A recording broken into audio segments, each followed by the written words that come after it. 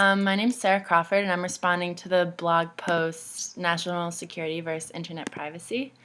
And I just want to say that I agree. Freedom of speech is an essential right of humans. It is the First Amendment of the United States and has become something that is essential to our everyday lives. Comparing our ability to seek information and share information with those in China or North Korea, I see us as very fortunate. However, WikiLeaks does provide us with a controversial view on how much freedom of speech we actually have these days.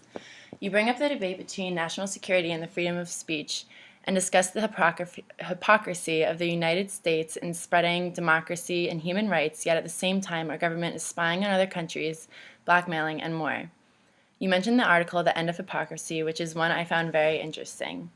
WikiLeaks allowed citizens of different countries around the world to witness the hypocrisy of the U.S. government's foreign affairs. It also gives some hope that addressing this hypocrisy will force the U.S. government to become more transparent. I think we are at a very interesting point in time where freedom of speech is being seriously questioned. The internet creates a world in which people across the world can communicate and discuss topics that previously would have been impossible to discuss. We encourage this freedom of speech, and it seemed as though the U.S. government did as well, until WikiLeaks arrived and the government began to contradict itself in a new way. With the U.S. surveillance on possible whistleblowers now at an all-time high, it is hard not to see through freedom of speech in America. Your question was that of national security versus freedom of speech, and I agree with you. Freedom of speech is not something I'm willing to forego. However, there are many things government must keep secret and should be kept that way for a reason.